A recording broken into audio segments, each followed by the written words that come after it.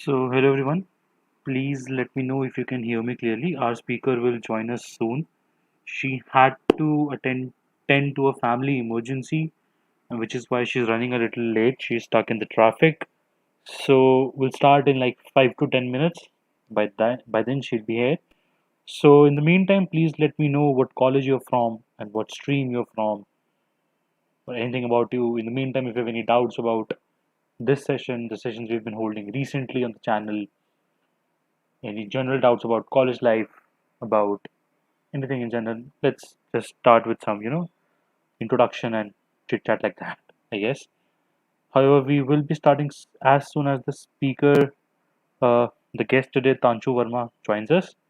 And we're quite excited to host her today on our channel. She's the co founder of Tech Mojito. And we'll be starting really soon. In the meantime, please let me know if my voice is clear. I am looking at the chat currently. So let me know if my voice is clear or not. You can see there aren't many concurrent viewers at this moment. We will start soon, although. And we'll be starting really soon.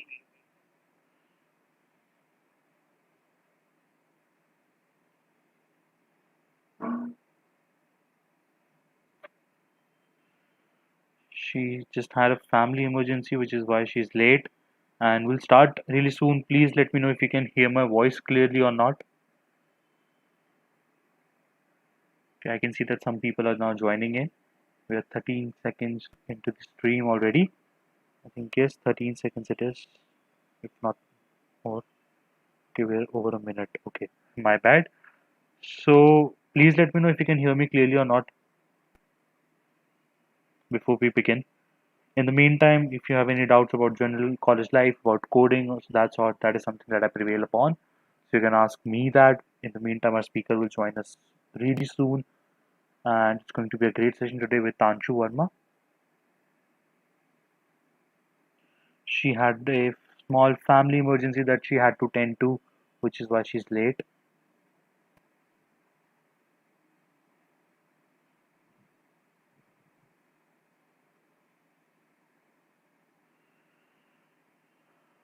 Okay, Rohit says that the voice is clear.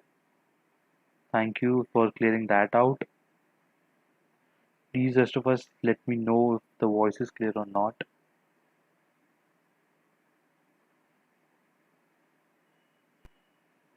The guest today will be joining us in 5 to 10 minutes. Okay, thank you, Priyanshu. Thank you, Ayush, for letting me know that.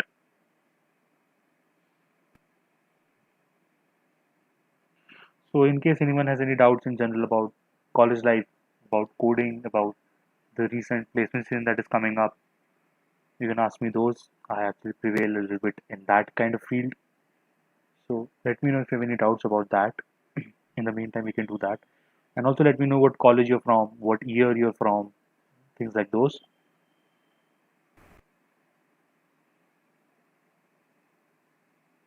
And we are again very sorry for the delay. The speaker will be joining us in a few minutes. She had a family emergency she had to tend to.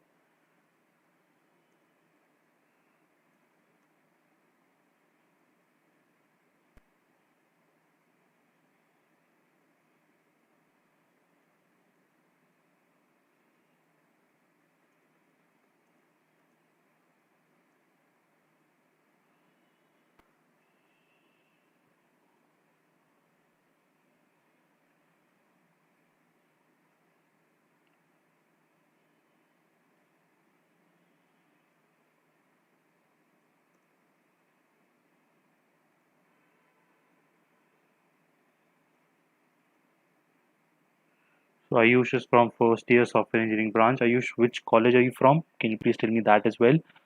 And if you have any doubts about college life or how to start with coding or something like that, we can do it and do that until then, of course, as I mentioned. I've just received a message that she is stuck in traffic and she'll be there within like 5 or 10 minutes.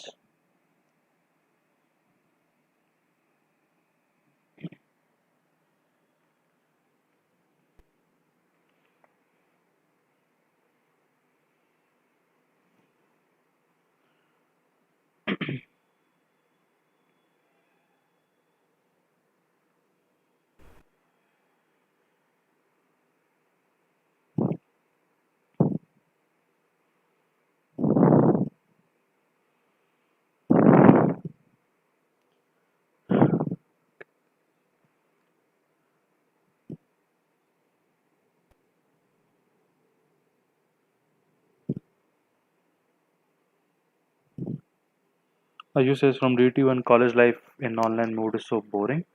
Ish, that is kind of true, I guess, and also not true. Everything has its benefits. If you're a day scholar, I think there are some benefits of being at home and not traveling each day for 2 to 3 hours at least. And there's a big benefit to exams, of course, not to mention that.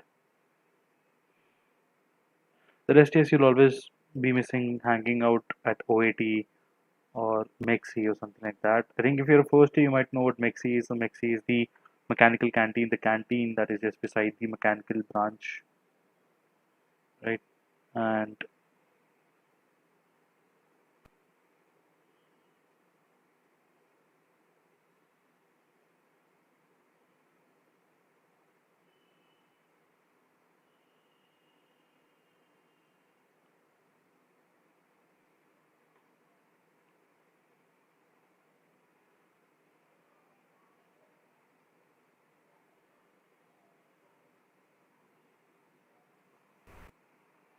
so let me know what is the difference you find between the online and offline. What is the advantage and disadvantage that you think there is? We can just start building a conversation before the guest arrives. She'll be here in a matter of minutes, of course.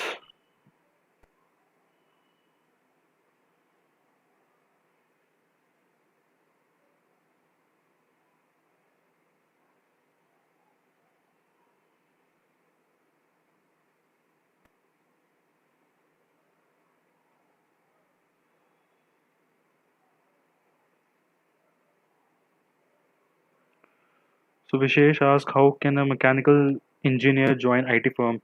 So just something before advising, I'd like to know what college, what year, and things like those, because without getting to know those, I won't be able to give you the right advice.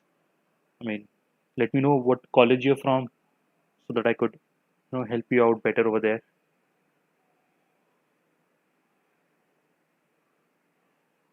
And I'll also check the audio in my device as well once so that I know what exact the delay amount is. Let me know what college you're from so that I could help you out better over there.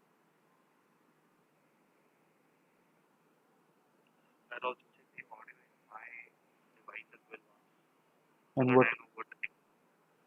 So I mean, of course, even I'm not a final year, but what I think honestly is that there's no alternative to hard work. The best thing you can do for yourself is to like lift up your CGPA and solve questions on lead code, solve questions on hacker rank, solve questions on geeks for geeks. I mean, of course, and do some time dedicated practice on platforms like code forces. You can do code chef. I mean, don't do long challenges because long challenges don't make you time bound and don't give you the experience of an actual interview where you are time bound like that. It's of course good to have a time bound practice. In long challenges, it's good that your mind is continuously running, but again, you're not thinking in a very limited time space. You're taking your own comfort zone, comfortable time, which does not add up, right? So if you're comfortable in Hindi, so I'll just say this कि hard work सबसे ज़रूरी है और time bound में करना बहुत मुश्किल है अगर तुम घर में कितनी प्रैक्टिस कर रहे हो versus when you're actually writing code within a time span which is so less makes a lot of difference. I mean, I experienced it during my interview seasons as well. I was doing a question which I should have solved much easily and much quickly, but I wasn't able to. But then in a few days, I was trying the same question on lead code, and I did it just in an instant. So वो फर्क रहता है. तो time bound practice, of course, do that. I personally did not used to do a lot of code forces or code chef. I wasn't into competitive. I did a particular set of questions, and for time bound practice, I used interview bit में so you get that उसमें time के according score होता है. So that greed for getting score and that incentive that you get is quite helpful. तो वो चीज़ तुम्हें definitely you should look upon that for sure. तो वो मेरी एडवाइस है कि प्रैक्टिस करो, make your set of questions and focus more on DP and graph. DP और ग्राफ अगर तुम अच्छे से कर लेते हो तो ग्राफ मतलब आई फील कि ग्राफ अगर कर लेते हैं तो बाकी सारे टॉपिक्स उसमें थोड़ा बहुत कवर हो ही जाता है, उसमें सब कुछ कॉन्सेप्ट्स कवर हो जाते हैं. उसके बाद बस रहता है लॉजिक बिल्डिंग. तो लॉजिक बिल्डिंग तो तुम्हारा अगर ग्राफ्स हो गया तो you will be covering all the DS. Now comes down to algorithms, तो एल्गोरिदम्स तुम्हें करने पड़ेंगे. You cannot always expect to devise a new algorithm into an interview. You should know standard algorithms कि कैसे उनको यूज कर सकते हैं.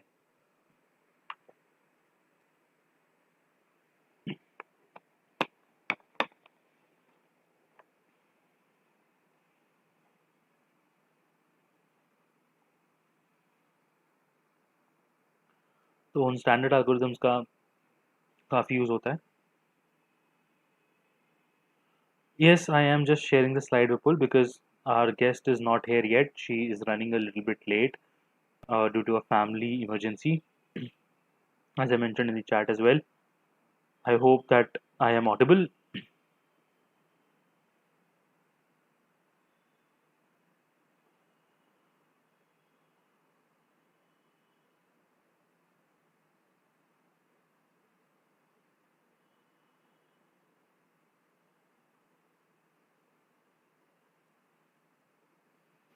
If anyone else has any doubts or any queries about anything, so please let me know. We can discuss anything at all, honestly.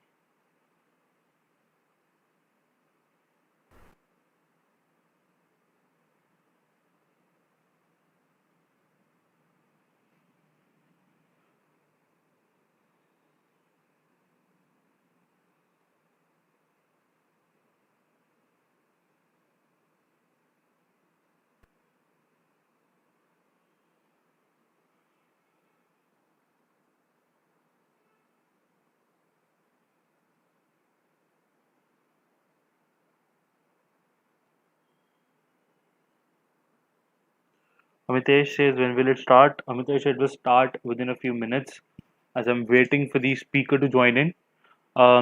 As I mentioned, she had a family emergency, so she's running a bit late and she'll be here within like 5 minutes max. We'll start then, right? So, in the meantime, what I'm just doing right now is getting to know all of you, and you can get to know me, things like that. You can ask me questions about anything you want in general. So, please let me know if you have anything to ask. And yes, I will just share my LinkedIn profile with you. Okay.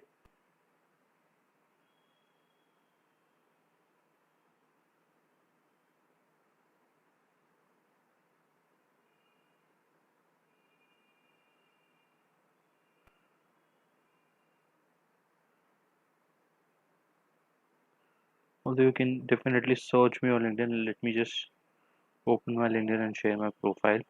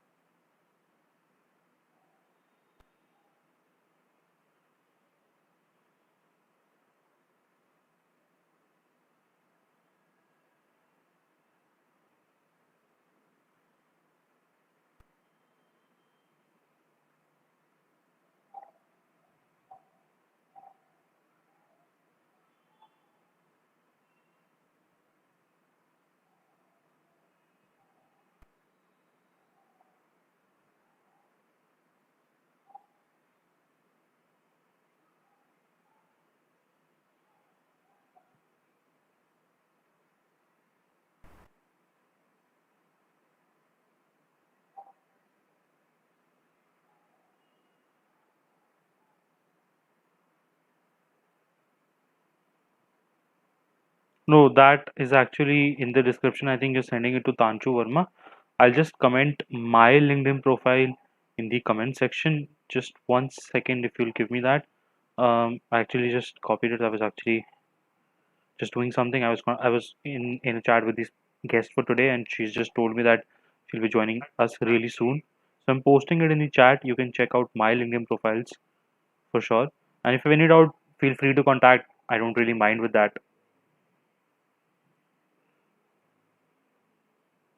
So I've shared my LinkedIn profile in the chat box, and you can join. I mean, you can send me a connection request. I'll accept. In the meantime, if anyone else has any other doubts or anything, we'll be just be starting really soon. So please let me know.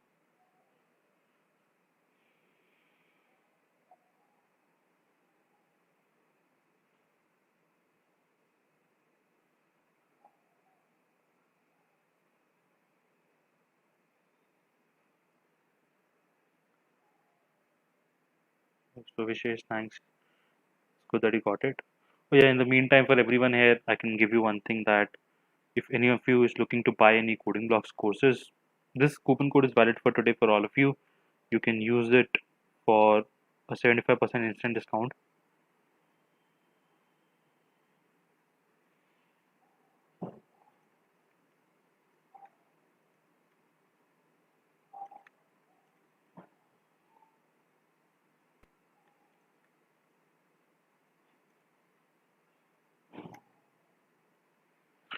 I, I mean, I didn't have anything else to say, so I just plugged it in over there, right?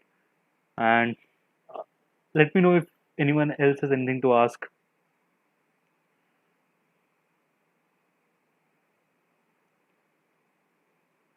I know it sort of sucks that no, she's running late, but I mean, it's not a fault, of course.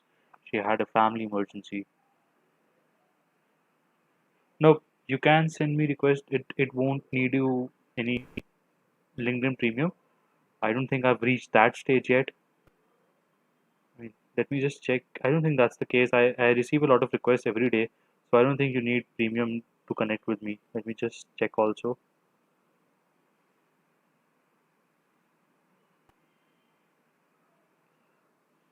She says that he's applied it. That's okay. No issues. I am not actually like promoting them or anything. I'm not sponsored by either. It's just that I had the coupon, so I shared it with everyone if anyone wants to use it, of course.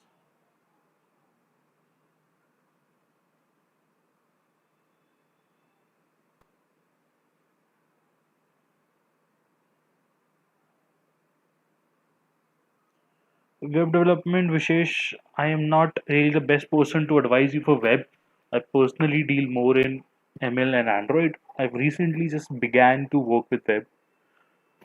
But I think if you're doing web development for job purpose, that's good. You should know how to call REST APIs and things like those, right? Besides that, um, web development, I don't think I'm the right person to guide you on this, so definitely I won't. But yes,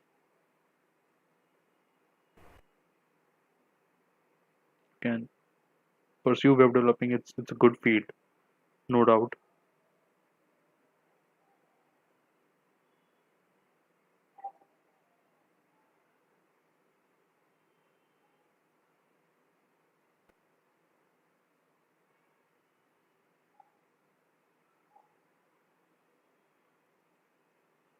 I mean, out of all three, when I talk about ML, Android and web has the maximum number of jobs.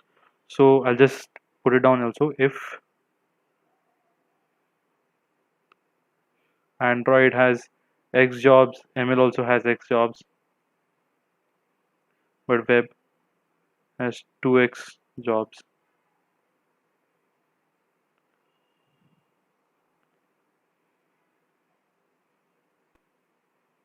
Also, cloud is a very upcoming thing.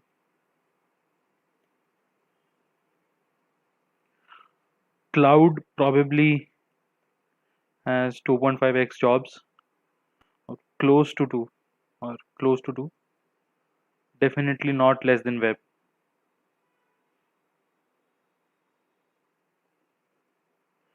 I mean, cloud solutions are very popular these days. Cloud is a very hot field and very upcoming field. I mean, the biggest factor being that there's not a lot of competition in cloud. Very few people are pursuing cloud technology these days, and anyone who has good command over them has the edge. Cloud obviously combined with a database, whether that be an SQL database or a NoSQL database, preferably both.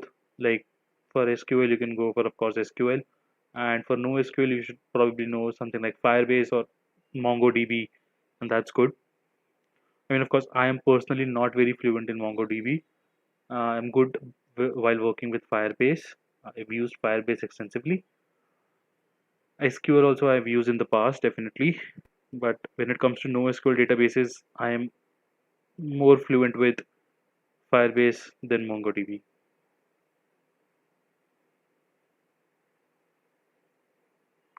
So,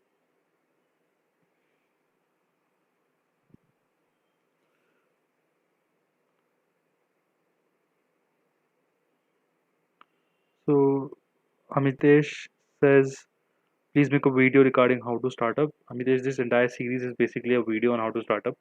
What else can I say? I think taking advice from those who are running a startup is the best way that you can run a startup, I guess. I mean, I personally haven't personally started a startup, so how can I be the one to comment over it? But yes, Vishesh says roadmap for cloud. I mean, roadmap for cloud, definitely start choosing one technology, whether you want to go with AWS, Azure, or GCP, which is Google Cloud. And I don't know. I mean, I personally think that Azure has the most features amongst the three, but AWS has the most usability. It is most widely used. That's what I think. I'm not sure about the stats, about the official stats, because everyone claims to be the best, of course. I saw a post a few days ago, Google claiming to be the best. A few days before that, Azure claiming to be the best, so on and so forth. So that's all a hoax, of course. But if you really want to learn cloud, you can go online and search with tons of resources like there's Microsoft Learn, Microsoft Docs, of course. Google has its own courses made out for learning cloud. So does AWS. So you can learn from any of those. AWS is definitely the most in demand because it is used most, uh, because it's easiest to use. But when it comes to features, I think Azure provides the most features. Google, I'm not sure. I think they're relatively new to the market, but definitely Google is a big player in everything they step in. So you can expect it to scale up pretty hard and pretty quickly. So I'll just take an update with this guest as well. So I'll just take your leave for 2 minutes to make a call to her and ask the status about where she is. She should probably be here really soon. Just a second.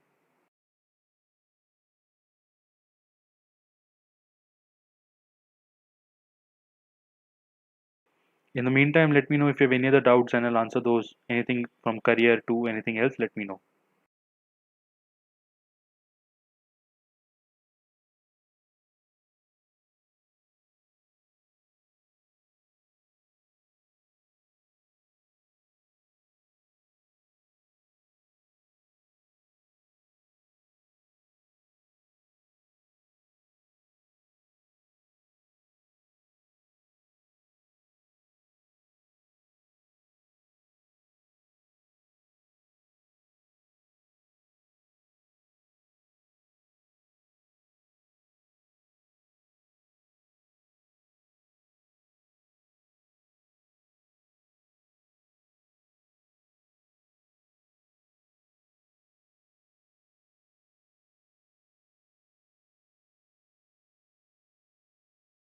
And by the way, for cloud, if you want to start with Azure, we just had a session yesterday about introduction to cloud where we discussed cloud for very beginners and we deployed an actual website yesterday in the live. So you can check that out as well if you want.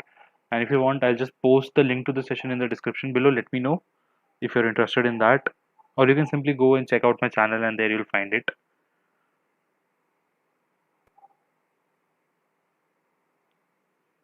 And soon we're going to host a session on Google Explore ML as well.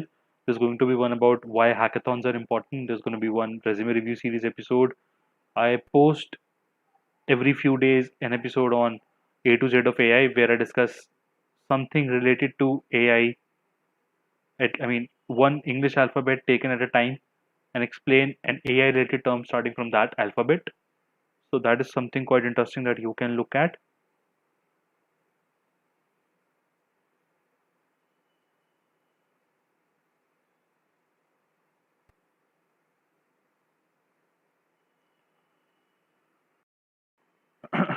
So let me know if there are any other doubts or questions that you have.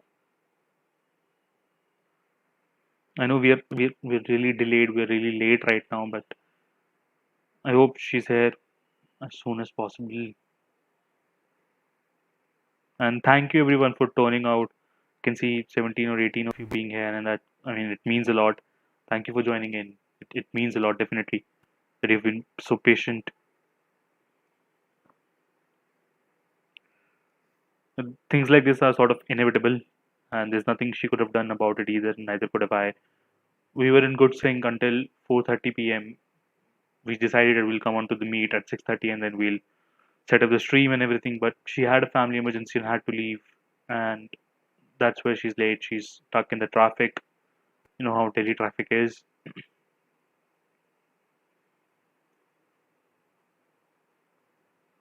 But I hope I'm able to provide some valuable information in the meantime as well.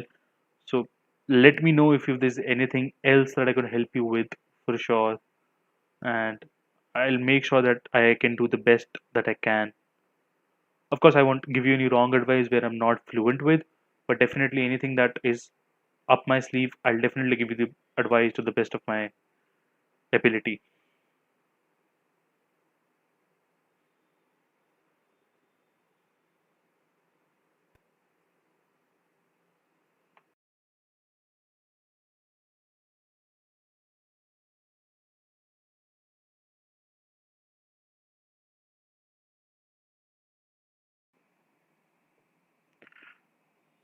Thank you, Amitesh, for the kind words. It definitely takes a lot of time to put in these sessions. It takes weeks of planning, of course, and then of course you can never uh, sideline the one thing that always goes wrong every time while streaming, and the anxiety that follows before the stream, that oh my god, what's going to go wrong today. And yes, but seeing that all of you have been so patient definitely makes it worth the effort. So it's all about you guys, and thanks a lot for being here.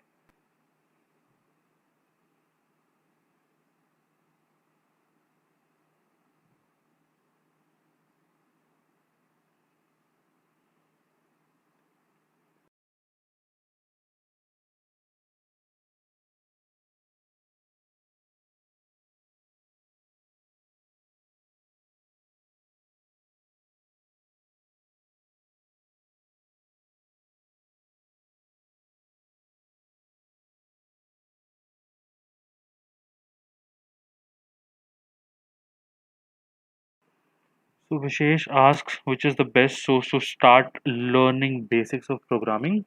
So the thing is that as I mentioned earlier, there's no one fixed source. There is not. You can start off with studying some articles on GFG and watching some videos on YouTube. Along with that, you can solve questions side by side on GFG and HackerRank.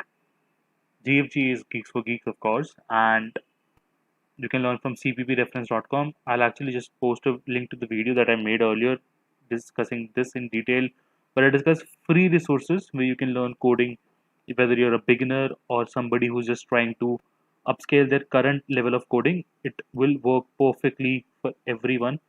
So I'll just post that link in the description. You can check that video. That video has approximately more than 25 sources, if I'm not wrong. Yes, 25 plus sources. Yes, Amitesh probably has seen it. Yes, that video I'm talking about. And it has all the resources about, it talks about where you should start and how you can scale up. So I think that watching that video would be quite helpful for you. Adding to which, there are another session that I held with Ronak Sakuja.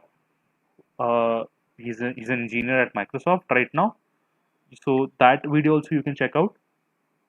That also he discussed his journey of how he started in the first year and then cracked Microsoft in the fourth year. Besides that, there was a session with Sumit sir some time ago, approximately in 1 week before Diwali last year. There also he discussed a lot of free resources and his experience with his students, and then hacks about how to stay motivated, and interview prep tricks, and discuss about what happens in the companies, everything you need to know basically. So that is there as well. You can check that out. and I wasn't able to connect to the speaker. I'll just give her another call and let's see.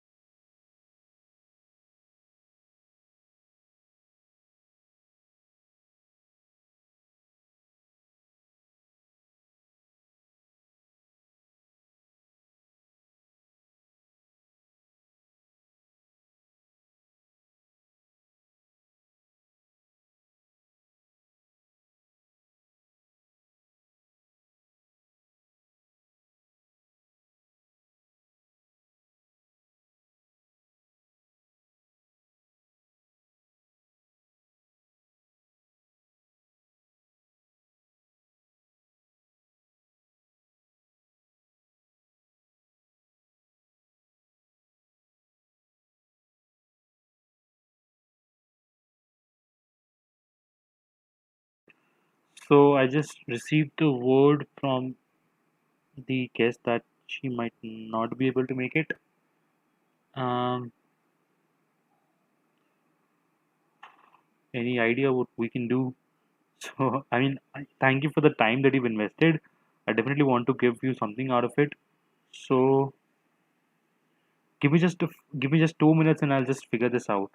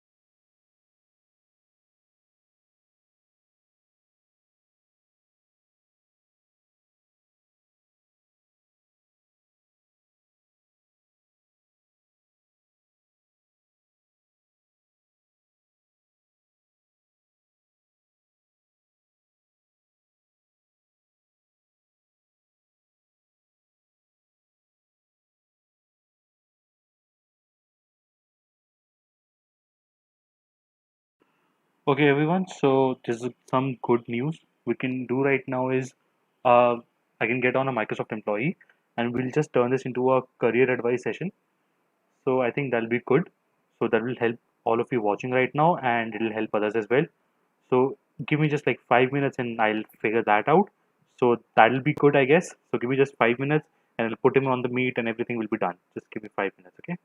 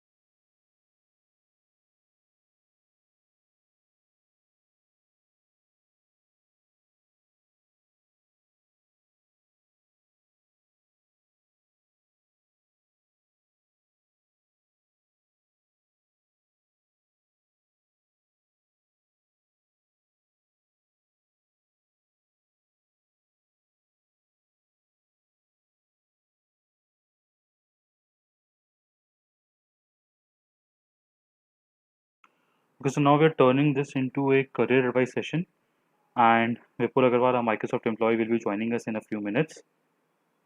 So I hope that I could give something good to you guys.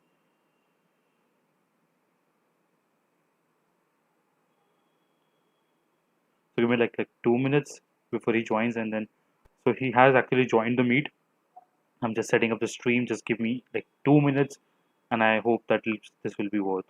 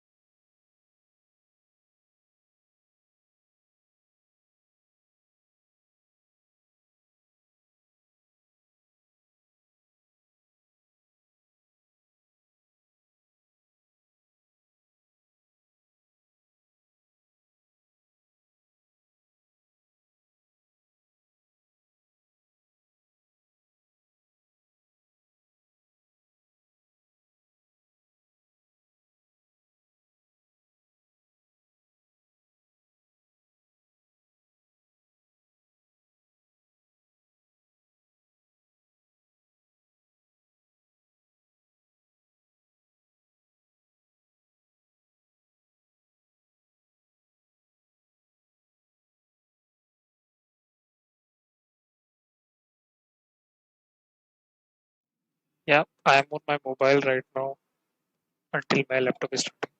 So that's okay. Uh, Everyone, can you hear us? Please let us know.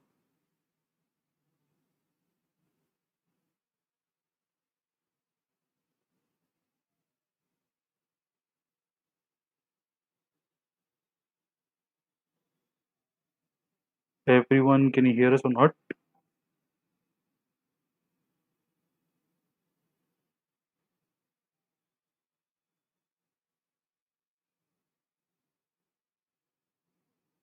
Thank you.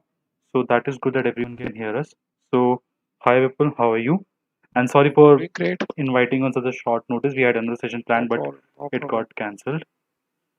So today will be about getting career advice and how to deal with the anxiety of actually facing interviews.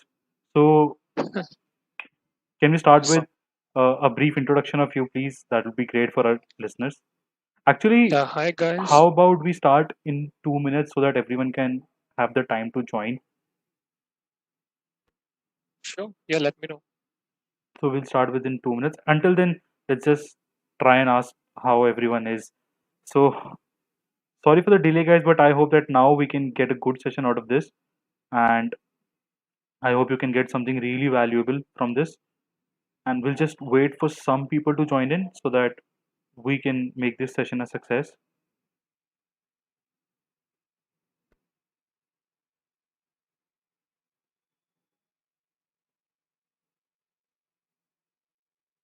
So by the way, Vipul here is an engineer at Microsoft.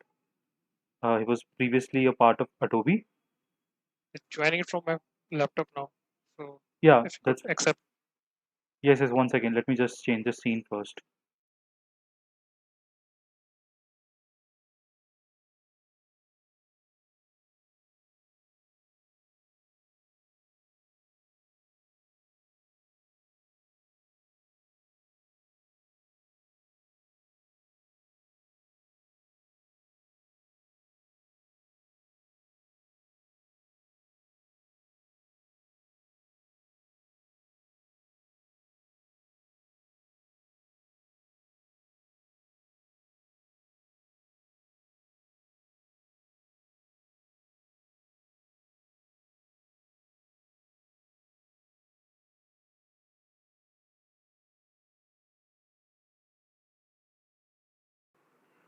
So hi everyone. Now we'll just start the session.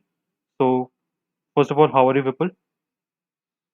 I'm doing great. Thank you, Simon. How are you? I'm also good.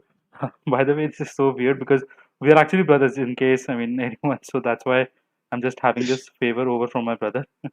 Anyway, Yeah, so thank no you for problem. sort of saving this session. We had something planned, but that didn't go well. So we had to do this now. Happens.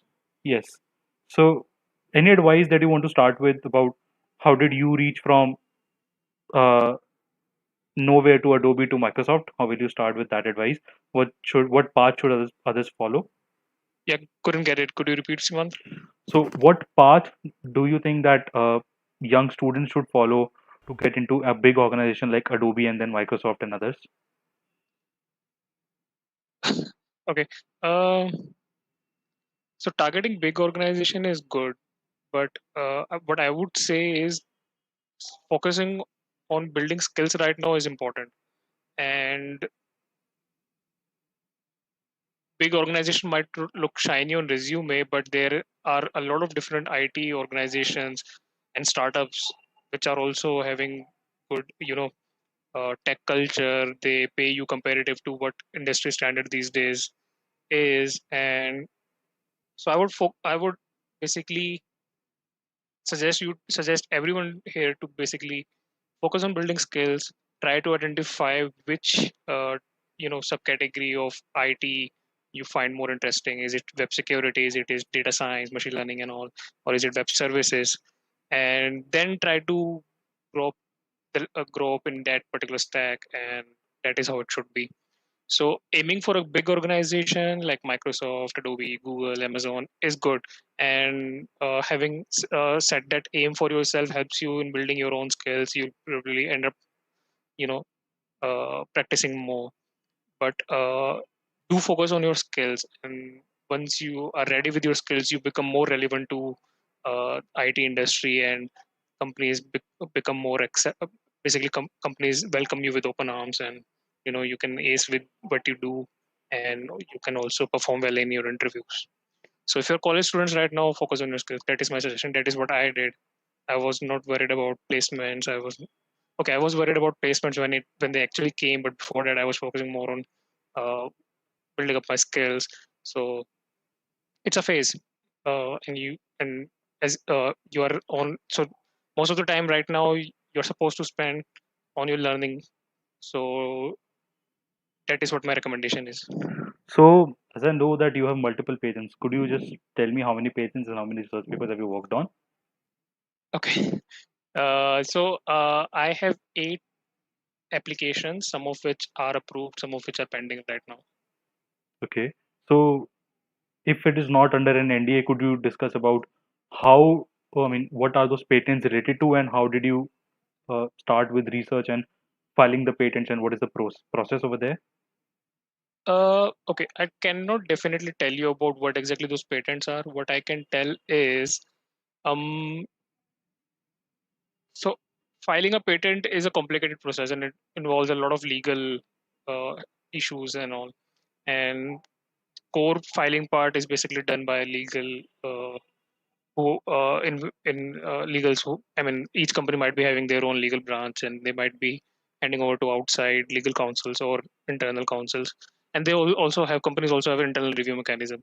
The core thing here to focus is the core thing here is basically you should focus on identifying a problem statement. And if you feel, if let's say if you're using any product which your company makes or company ships out, and you see there's a core problem in that and you can relate to it as a customer, and then you innovatively come up with a solution that uh, resolves the problem, then that innovation may qualify for patent. So, I mean, criteria for patent. It has to be innovative. It has to be novel. And once that criteria passes, then you can qualify for innovation. So, idea here is to basically be innovative and be keen to explore opportunities where you see your current product, which you are handling or your company is handling, is lacking.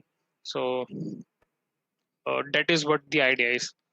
Identify the problem, build a solution, and then see if it is something you can push viable. for patent or not. Yeah. So, I mean, I actually meant to ask it for students in college. I know that Uh-huh. you posted some, I mean, published some research papers during your college time as well. So, how should a Hmm. college student pursue research? Okay, so it's a good question. So, pursuing research within a college, now there, if you are in a engineering college, there are professors who, not all, but some professors actively take up some research projects. You can obviously collaborate with them. One thing, and if you are asking from a perspective of research, then they publishing it as a research paper or patent have two different, they are two different categories, and they are not related somehow. Uh, when you publish a patent, you are in a way telling you are publishing your research out and telling to wider audience. And the idea for publishing research is to basically contribute back to the academics and tell them that this is what I researched on. These are my results, so that anyone who is reading your research paper can actually build on what you have derived from or derived in your research, and then probably take it forward. When you are publishing a patent, the idea is to basically protect your innovation in a way that you want to basically somehow monetize it, or somehow you want it to protect it from anyone else using it without your permission. So there are two different goals associated with research paper and patent. And um, if you ask me how should a student get involved in research, I would say try to identify opportunities around you, talk to the your classmates, your batchmates, or the professors, and see if there is active research going on within your society that your college has, or with basically the Teams that you students, say. if any student is involved in some research. And if that is not that is something you're still not able to explore, then what I recommend to do is there are these days there are a lot of different blogs where tech companies basically post their active research, academic related stuff, Okay. and top So, top IT companies are also posting them. So you can actively read them. You can identify which areas you find interesting, and then probably search around the problems related to that area, and then try to work on them. okay. So, I think that is quite helpful. Besides that, I mean, if how to approach professors which are not in your college, how to approach some of the foreign professors, and how keen are they to take upon Indian students for their work? Can you highlight that? Yeah, it's a good question. So Some universities have their own internship or research associate programs wherein you can apply and your profile will go through proper screening channel and whatever the criteria is to get selected. Okay. And more than that process, I think students apply on ad hoc basis to the professors uh, whenever they feel like. To do that, what I recommend is to basically go to the university's website. I'm not sure. So there's a drastic difference in how things are being portrayed in US or any other universities and how things are being portrayed on the website, university website in India. And I don't have the complete visibility about the factual details, but if you go to some of the top universities website, you'll definitely find the research topics they are currently pursuing or they had in past, and you'll also find associated professor with them. So the idea is, if you feel that you find any project interesting or you find any domain interesting, and you can identify that this particular professor is working in this particular domain or on this particular project, and you can surely reach out to them on their official email ID and take a chance if you get a response from them. Some professors are very humble and they would respond to you in case even if they don't have any opening for you. Yes. Whereas there might be some cases you might not even hear back. So don't get disheartened, but do try. So the idea is to identify the professors, talk to your peers who are already in different universities, maybe from your school or maybe from your different social media networks, and that is one way to identify the professor. Second way is to probably research on the websites of the universities. Third is to again go back to the scholars pages and see the research papers and try to identify which professors published which papers under which category, and then you can probably approach them. It's a So tough fight. It's not success ratio might be low, but yes. it's worth trying. So what do you recommend for someone in a top tier college, like DTU Mhm. for example? Should they go with research from their own professors or look for opportunity outside? What are the criterias that you think should matter most? I think the idea here should be to basically see the long term plan here. Okay. If your long term plan, so most of the students in DTU have long term plan. Not most, probably a good chunk of students have a long term plan to pursue MS. And there have been cases where when you apply for MS, you need to get recommendation letters. And if your professor is within the same university you are applying to, that recommendation letter is obviously more valuable. And sometimes, if let's say if you were pursuing active research in a university where you are applying for masters, there are chances where you might get your tuition fee, let's say, waived off. I have had some friends who have been offered, tuition fee being waived off, and that matters because universities outside are very expensive, especially for masters. So you need to align your goals with your long term plan. So if you are in DTU, if or any comparable university, and your goal is to pursue masters and active research in future, then it's good if you try outside and considering if you want to go abroad for masters. Otherwise, I cannot speak for every university, but DTU itself has a lot of opportunities for research. I have been involved for One all my second, four and years sorry in. to interrupt. So anyone who Yeah, wants to ask a question, you can put in the chat. I'm continuously monitoring the chat. So Tushar says that he wants to ask a question. You can ask questions in the chat. You can please continue, Vipul. Sorry to interrupt. yeah, no problem. So long story short, uh, if you want to go for masters and all, definitely try applying abroad. Otherwise, universities in India specifically, I can only talk about DTU because I've been there, and they have a lot of research opportunities within the university itself. So uh, try to align with your long term goal. Okay. So once, so I mean, is should there be a fixed format to send every professor a mail? Like suppose I'm approaching XYZ professors or M number of professors. So should there be a fixed format, or should I modify those mails according to the professor that I'm approaching? A very good question.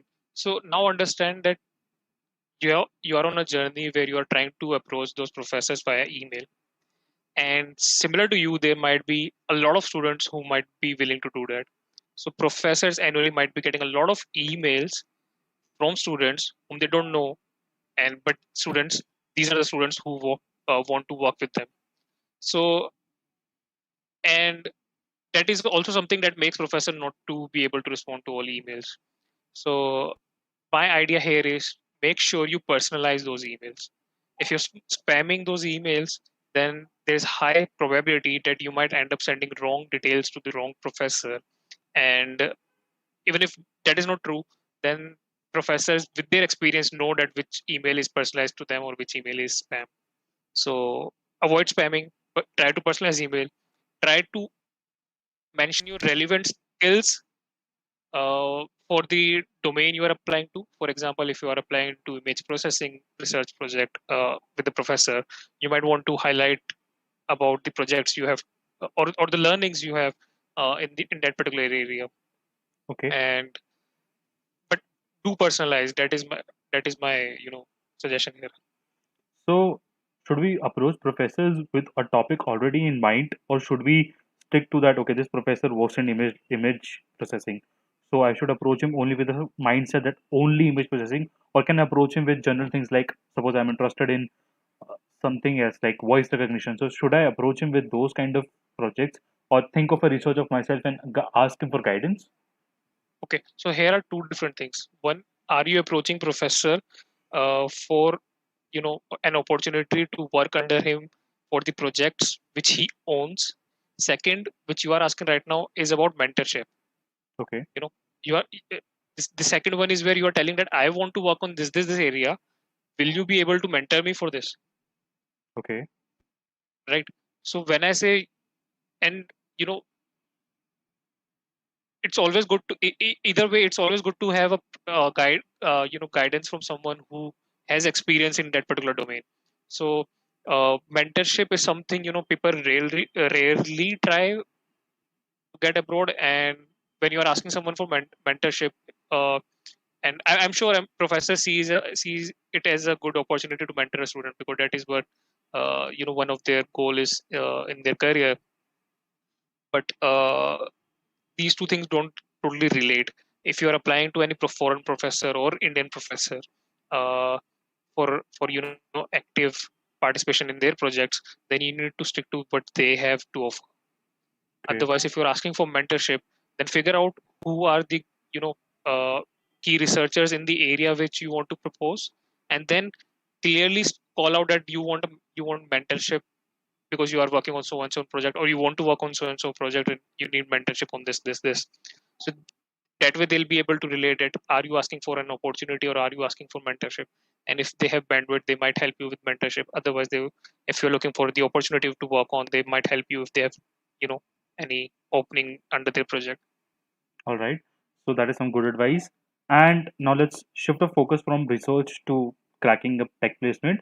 So, what is the major strategy you feel one should use to prepare for interviews? Okay, so I mean, I would say I'll be very honest here.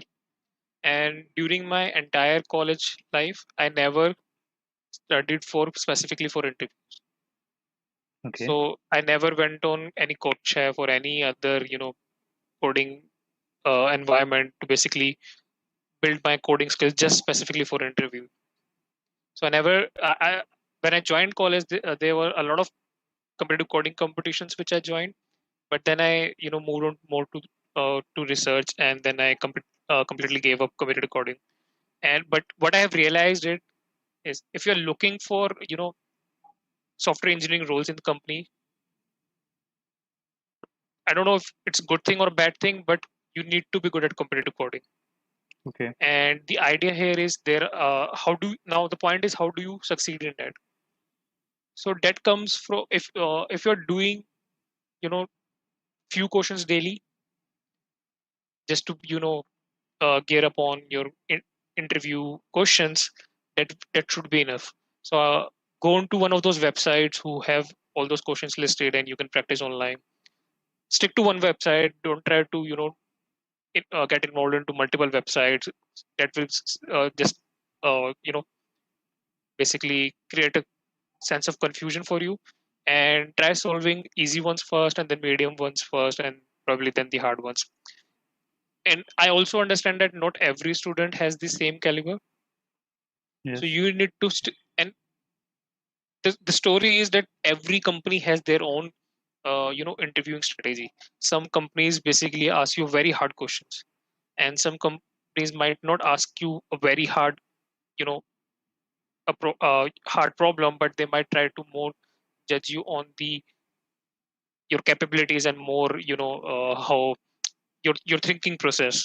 So if you feel that competitive coding is not something you can do, you can basically try to bucketize those questions and say that if this particular segment is getting very hard for me, I will not focus on this particular segment, and I will just focus on the segment that I can excel in.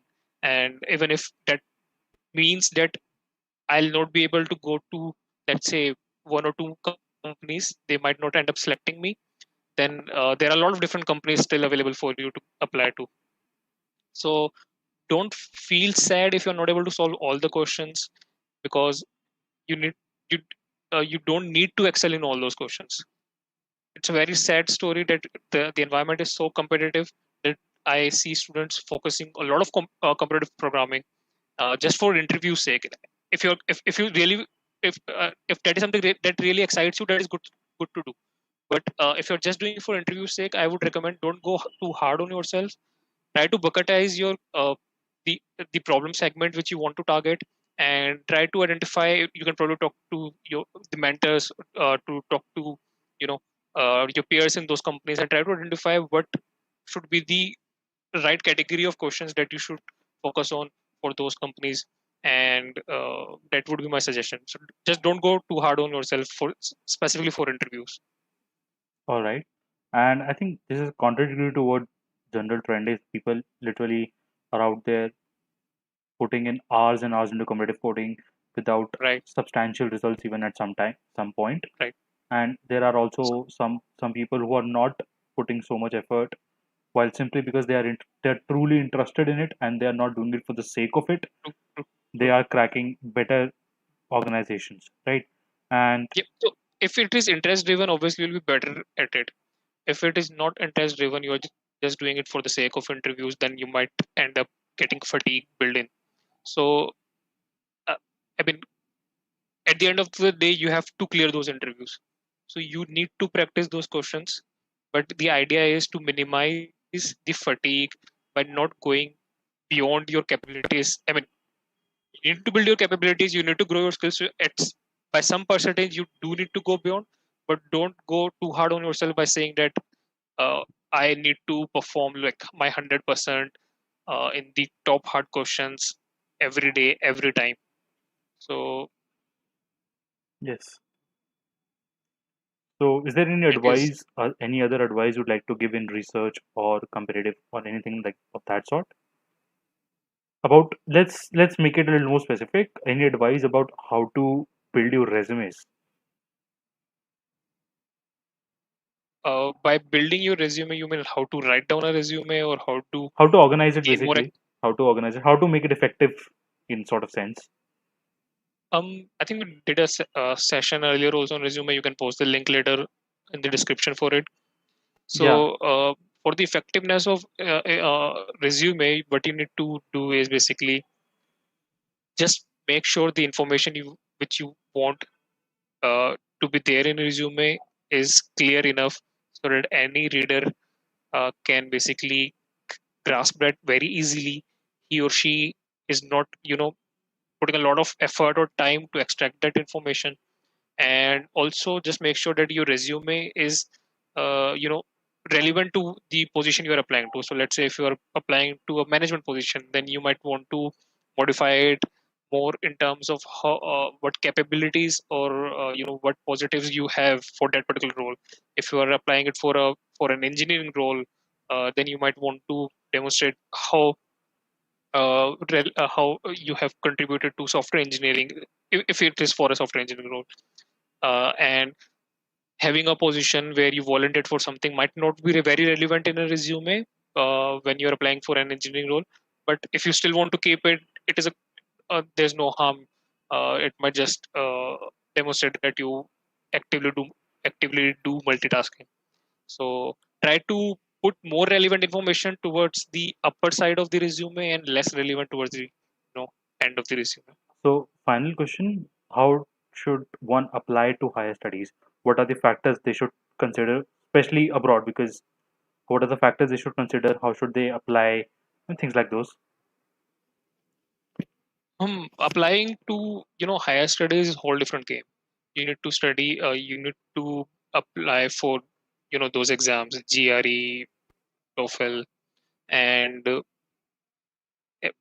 basically then there's a whole lot different process to write up SOPs, ask for recommendation letters. But all things you need to consider, I would say you need to consider the economics of it. There is a lot of money you will be spending on your masters, and there is probability that you might get a good job there, and that is something you need to figure out. However, I would say there, if you are doing good in India itself, India IT industry is also one of the great IT industries in the world, and IT industries in India also pay good. So that is also something you need to consider. Are you really applying for master just for the sake of having a good job, or just moving abroad? And then different concern would be, is your family supportive? Do you want to be close to your family? And I mean, that is a very personal opinion. And if you're confused, like I have been in my my life about this decision, I have been through the same phase. If you are confused, I would say just apply to the universities. It would take some months, I would say, where you will be preparing for GRE and TOEFL and giving those exams, then writing SOP, asking for recommendation letters. So do apply, Yeah. and when the results finally come out, then decide if you want to go on. Okay. And So, that is one great advice I got from one of the top managers in one of my companies, I would say. And I was confused if I should apply or not, because I was already having a good job, good salary. And he asked me, so he wanted to retain me, but at the same time he was a good mentor to me. So he asked me, people, do apply. Once you have a result in the hand, once you have invites from the university, then decide whether you want to go or not. And that advice worked out for me. I applied, I got some invites, and by the time I had invites in my hand, I knew that I don't want to go for MS now. okay. So, uh, so don't you think that the process of deciding whether you want to apply also takes a certain amount of preparation and then does take time out of your regular life? So, if you're in it and you're not completely in it, so doesn't that make it a bit obsolete? If you are in it, if you're not in it, okay. So if you're a student right now, I would say the whole expectation from you during your this stage of life is to learn and explore different things. And when you say you want to apply MS, in a way you are basically saying that you want to continue this for a while, where you want to build up some expertise in the area which you are applying to. For that, if you say that you want to you'll have to spend some months preparing for the application. That is true for any higher studies application which you will be, even if you're going for MBA, let's say. That Yes. is same for MBA also. You might want to prepare for GMAT or CAT here. Then, and again, I'm no one to judge here, but that is how admissions work here or abroad.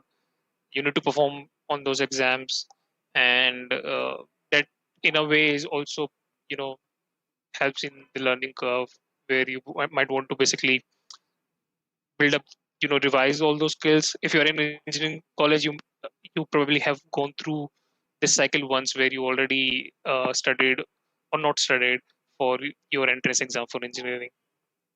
All right. So it's So, not that hard compared to getting into a BTech college, but still it takes up a lot of time, and builds up fatigue when you're applying for a master's. all right. So, thank you for the great advice and definitely saving this session. Um, we were quite sad to know that our guest today originally wasn't able to join, but then thank you again. So, thank you for the No great problem. advice. And if anyone has any other doubts, you can put in the comment section. We'll just wait for 2 minutes and then we'll end the session here. And thank you again, Vipul, for the amazing advice Sure, and putting in your time and effort.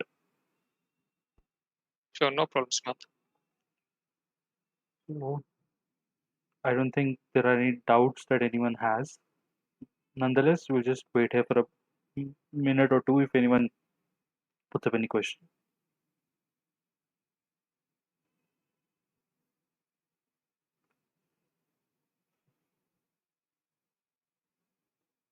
So anyway, thank you to everyone for joining. And if you liked, I mean, of course, we had some glitches over there. And thank you for joining. So don't forget to leave a like and subscribe to the channel. And I am really sorry for what happened in the beginning. And this is something that this is beyond my control or anybody else's, honestly. And thank you for joining in. And see you next time.